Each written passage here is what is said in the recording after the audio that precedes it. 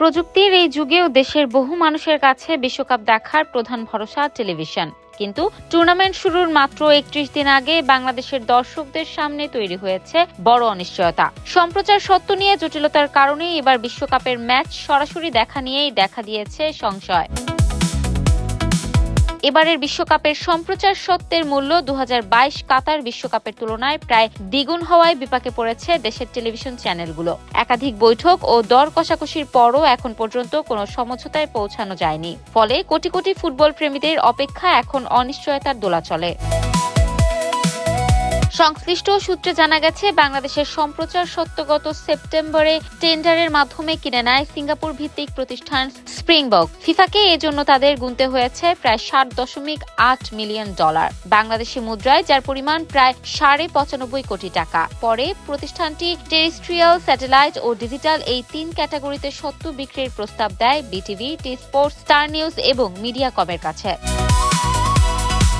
প্রথা অনুযায়ী প্রথমে বাংলাদেশ টেলিভিশনের কাছে টেরেস্ট্রিয়াল সম্প্রচার সত্ত্ব বিক্রির প্রস্তাব দেওয়া হয়। $10 মিলিয়ন সেই প্রস্তাবের সঙ্গে ভ্যাট ট্যাক্স যুক্ত হয়ে মোট ব্যয় দাঁড়ায় প্রায় 175 কোটি টাকা। বিপুল এই অর্থমূল্যের কারণে প্রস্তাবটি ফিরিয়ে দেয় বিটিভি। একইভাবে স্যাটেলাইট সম্প্রচারের জন্য $8.5 মিলিয়ন প্রস্তাব দেওয়া হলেও টি স্পোর্টস ও স্টার নিউজ তা গ্রহণ করেনি।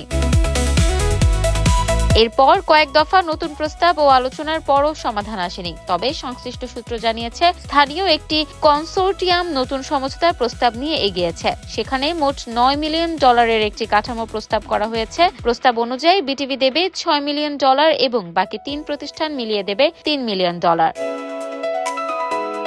ধারণা করা হচ্ছে নতুন এই প্রস্তাব গ্রহণযোগ্য হতে পারে, কারণ আগের তুলনায় খরচ কমানো হয়েছে এবং বিশ্বকাপের মতো বড় আয়োজন থেকে দর্শকদের বঞ্চিত করতে চাইবে না কোনো পক্ষই। একই সঙ্গে ঈদের ছুটির আগেই বিজ্ঞাপন সংগ্রহের কাজ শেষ করার চাপও রয়েছে সম্প্রচার প্রতিষ্ঠানগুলোর ওপর। আগামী 2 দিনের মধ্যেই এ বিষয়ে চূড়ান্ত সিদ্ধান্ত আসতে পারে বলে জানা গেছে।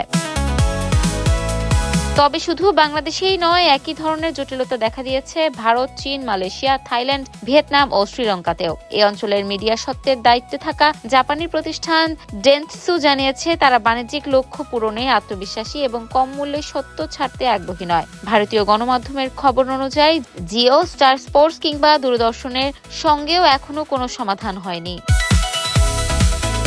বাংলাদেশের বিপণনের দায়িত্বে থাকা স্প্রিংবক ও একই অবস্থানে থাকলেও সমঝোতার চেষ্টা চালিয়ে যাচ্ছে।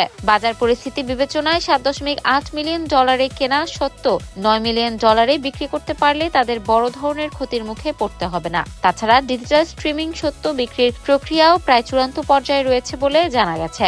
সংশ্লিষ্টদের মতে, এবারের জটিলতার আরেকটি বড় কারণ ম্যাচের সময়সূচি। যুক্তরাষ্ট্র, কানাডা ও মেক্সিকোয় অনুষ্ঠিতব্য বিশ্বকাপের বেশিরভাগ ম্যাচই বাংলাদেশ সময় গভীর রাতে শুরু হবে।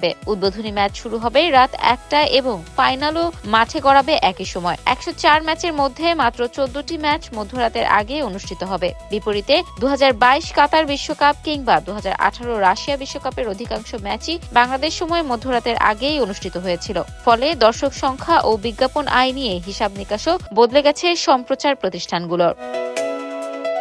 ইফাত আর আইরিন, ক্যাম্পাস টাইমস।